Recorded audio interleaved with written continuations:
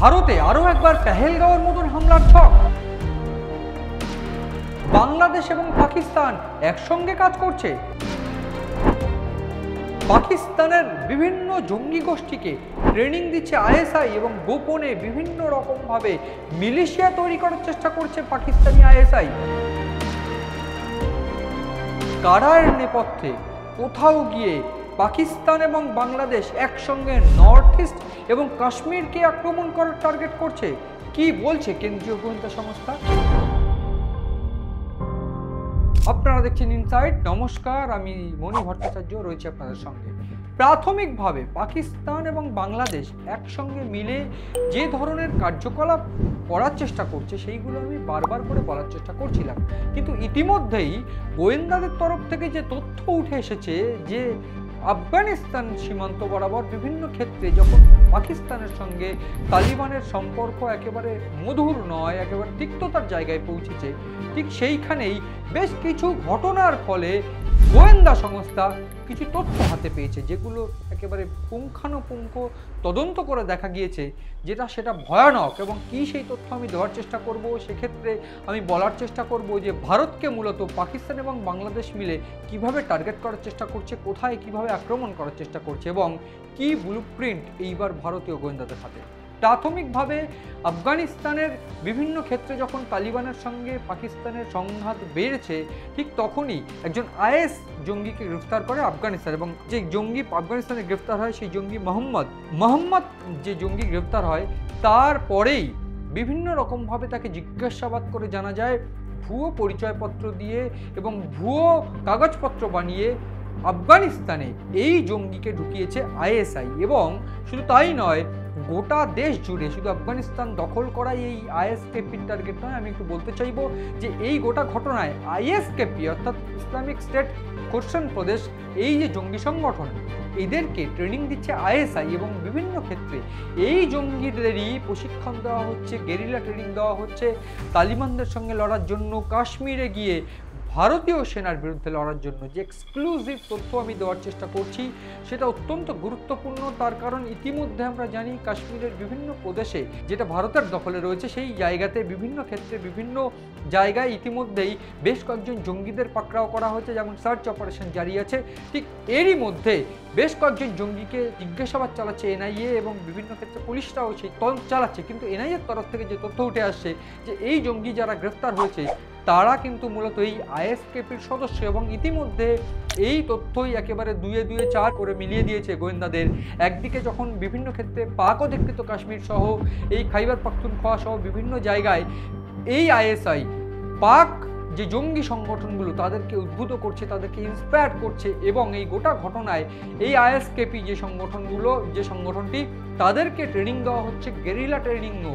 এবং এই শুধু বিভিন্ন উন্নত প্রযুক্তির অস্ত্রশস্ত্র নয়, গেরিলা ট্রেনিং দেওয়ার অর্থ সেক্ষেত্রে একটা ভয়ানক লড়াই কিন্তু তারা লড়তে পারবে। সেক্ষেত্রে বেশ কয়েকদিন না খেয়ে বা বিভিন্নভাবে সব পরিস্থিতির সঙ্গে মানিয়ে নিতে পারবে, বা বিভিন্ন বোমা বানানো, আরডিএক্স হামলা এবং সুইসাইড বোম্বার এরা নিজেদের মধ্যে থেকেই তৈরি করতে পারবে, এমন একটা ভয়ানক ট্রেনিংও কিন্তু দেওয়া হচ্ছে এই সমস্ত আইএসকেপি জঙ্গি সংগঠনদের। এবং সেই ক্ষেত্রে খাইবার পাখতুনখোয়া সহ বিভিন্ন জায়গায় যেটা মূলত এই আইএসকেপির যে সংগঠনটি যেটি মূলত তালিবানদের বিরুদ্ধে, সেই তালিবানদের বিরুদ্ধে অর্থাৎ আফগানিস্তানের বিরুদ্ধে এই মুহূর্তে সংঘাত যেমন জারি আছে, সেই সংঘাতে তালিবানদের বা এই কাবুল দখল করার জন্য পাকিস্তান ব্যবহার করতে চাইছে এদেরকে, অর্থাৎ এই আইএসকেপিদের, এবং সেক্ষেত্রে আইএসআই একটা বড় ভূমিকা রাখছে বলে তথ্য উঠে আসছে। এবং এরই মধ্যে আরও যে তথ্য বিচলিত বা উদ্বিগ্ন করে তুলছে ভারতীয় গোয়েন্দা সংস্থাকে, সেইটা হলো বাংলাদেশে বিভিন্নভাবে আইএসআই বা বিভিন্ন ক্ষেত্রে জঙ্গি সংগঠনের যে বৃদ্ধি, সেটা তো ভারতীয় সেনারা লক্ষ্য করছে বা গোয়েন্দারা লক্ষ্য করছে। এবং এই যে সেনাদের বৃদ্ধি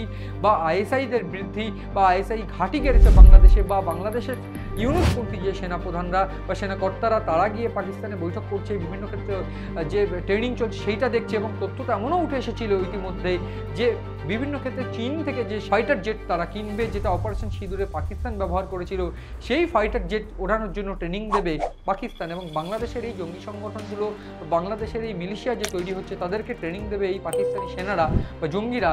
এই তথ্য উঠে আসার পরই ভারত উদ্বিগ্ন হয়ে উঠেছিল। ঠিক এরই মধ্যে এই যে তথ্য একেবারে দুয়ে দুয়ে চার করে দিচ্ছে বা একেবারে সমীকরণটা মিলিয়ে দিচ্ছে, সেইটা কিছুটা এমনটা যে একদিক থেকে কাশ্মীর কাশ্মীরে চোরা পথে বিভিন্নভাবে গোয়েন্দাদের নজর এড়িয়ে বা বলা ভালো পুলিশ বা সেনাদের নজর এড়িয়ে বিভিন্নভাবে জঙ্গিদের প্রবেশ করানোর চেষ্টা করেছে আইএসআই ভুয়ো পরিচয়পত্র দিয়ে, যেমনটা আফগানিস্তানে করেছে, যেমন ধরা পড়ার পরে এমন তথ্য উঠে এসেছিল। এবং এই মধ্যে আইএসকেপিদের এই ট্রেনিং যেটা পাক অধিকৃত কাশ্মীর বা অন্যান্য দিক থেকে আফগানিস্তান সংলগ্ন এলাকায় দেওয়া হচ্ছে বা আইএসআই যেটা অর্গানাইজ করছে, সেটা অত্যন্ত গুরুত্বপূর্ণ। আমরা সবাই জানি যে বিভিন্ন ক্ষেত্রে পাকিস্তানের বা পাক অধিকৃত কাশ্মীরের এই মুহূর্তে যেটা ফিনান্সিয়াল কন্ডিশন, অপারেশন সিঁদুরের পর সেই ফিনান্সিয়াল কন্ডিশন বা অর্থনৈতিক স্ট্রাকচার সেটা একেবারে ভেঙে গিয়েছে। এবং ঠিক সেইখানে যারা দিন আনে কিংবা দিন খায় বা যারা দিন মজুর, অর্থভাব চলছে তাদের, ঠিক তাদেরকে প্রলোভন দেখানো হচ্ছে এবং তাদেরকে এর মধ্যে টেনে আনা হচ্ছে। এবং ঠিক সেইভাবেই জৈশ-ই মোহাম্মদ যেটা জামাতুল মুমিনাত নামে যে সংগঠনটি শুরু করেছে মহিলাদের নিয়ে, সেইটাকেও কিন্তু আইএসআইয়ের একটা পরোক্ষভাবে একটা শাখা কিন্তু তাদের ট্রেনিং দিচ্ছে এই মুহূর্তে। সেইটাই অত্যন্ত গুরুত্বপূর্ণ হয়ে উঠছে ভারতের কাছে। এবং একদিক থেকে কাশ্মীর, অন্যদিক থেকে আইএসআইকে সঙ্গে নিয়ে বাংলাদেশ এবং জামাত বাহিনীরা তারা যেইভাবে নর্থ ইস্টকে টার্গেট করার চেষ্টা করছে, ঠিক সেই জন্যই হয়তো ভারতীয় সেনা একদিকে স্যারক্রিক সীমান্ত, অন্যদিকে এই নর্থ ইস্টে একেবারে মহড়া চালিয়ে যাচ্ছে। এবং এই মহড়ার অর্থ এইটা বার্তা দেওয়া বা এইটা পরিষ্কার করে দেওয়া দুটো দেশের দুটো প্রধানকে, একদিকে কাসিম মুনির, অন্যদিকে শেহবাজ শরীফ একদিকে, এবং অন্যদিকে ইউনুসের যে পাকিস্তানপন্থী সেনা কর্তারা রয়েছে, এইটা বার্তা দেওয়া অবশ্যই যে কোনোভাবে ভারতের বিরুদ্ধে যদি কোনো সংঘাত বা সন্ত্রাস নামিয়ে আনা হয়, সেক্ষেত্রে অপারেশন সিঁদুর যেমন চালানো হয়েছিল তার থেকে ভয়ানক উত্তর দিতে কিন্তু ভারত প্রস্তুত, যেটা ইতিমধ্যে নরেন্দ্র মোদী বা ভারতের একেবারে প্রতিরক্ষা মন্ত্রী রাজনাথ সিং ইতিমধ্যে বলে দিয়েছেন। ফলে এইটা স্পষ্ট যে সম্প্রতি আমরা দেখেছিলাম ব্রহ্মসের যে কারখানা, সেইখান থেকে তিনি বার্তা দিয়েছিলেন এই গোটা পাকিস্তানে এইবার ভারতের মুঠোর মধ্যে যে কোনো রকম উপায় যদি ভারতের উপর সংঘাত নেমে আসে বা ভারতের উপর সন্ত্রাস নেমে আসে, পাকিস্তানের ইতিহাস ভূগোল সব বদলে দেওয়া হবে। ঠিক তেমনটাই যেন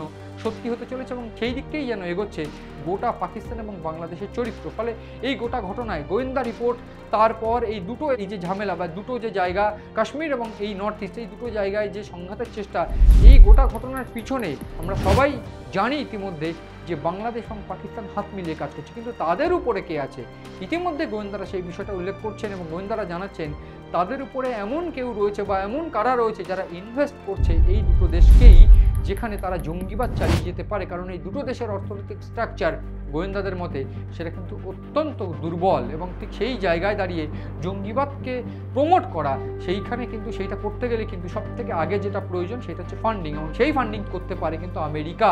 এমন অভিযোগ উঠে আসছে কারণ সাম্প্রতিককালে আমরা দেখেছি আমেরিকান বা মার্কিন সেনা ইতিমধ্যে বাংলাদেশে এসে পৌঁছেছে এবং তার আগে আমরা দেখেছি আসিম মুনির সহ বিভিন্ন ক্ষেত্রে শেহবাজ শরীফ এবং পাকিস্তানের যারা রয়েছে তাদের সঙ্গে কিন্তু ট্রাম্পের যে গভীর যোগাযোগ সেইটাও কিন্তু ইতিমধ্যে বেড়েছে। ফলে এইটা বুঝতে কোনোভাবেই গোয়েন্দাদের এবং সাধারণ মানুষের অসুবিধা হচ্ছে না যে এই যে দুটো দেশ বাংলাদেশ এবং পাকিস্তান একযোগে সন্ত্রাস চালানোর চেষ্টা করছে ভারতের বিরুদ্ধে, তাদের উপরে কে আছে এবং কার অঙ্গুলি হিলনে এই কাজ হচ্ছে। এবং প্রশ্ন উঠছে যে এই দুটো দেশ এইবার এই দুটো জায়গায় কাশ্মীর এবং নর্থ ইস্টকে টার্গেট করতে চলেছে এবং টার্গেট করলে কি উত্তর তারা পাবে সেটাও স্পষ্ট। এবং এটাও স্পষ্ট কেন আমেরিকা টার্গেট করার চেষ্টা করছে, সেইটা আমরা সবাই কম বেশি জানি যে রাশিয়া, চীন এবং ভারত এইবার যে একজোট হয়েছে সেই ভয়ে কিন্তু আমেরিকাও পাচ্ছে এবং সেই ভয় আমেরিকা পাওয়ার অর্থ ভারত এই মুহূর্তে সাউথ গ্লোবাল বা একেবারে সাউথ এশিয়ার যেমন অন্যতম গুরুত্বপূর্ণ একটা দেশ এবং শক্তিশালী দেশ, ঠিক তেমনভাবেই আর কিছুদিনের মধ্যেই আমেরিকাকেও সামরিক দিক থেকে বা শক্তির দিক থেকে ভারত হারিয়ে দেবে এমনটা কিন্তু বলার অপেক্ষা রাখে না। সব মিলিয়ে ভারতের জয়গান এবং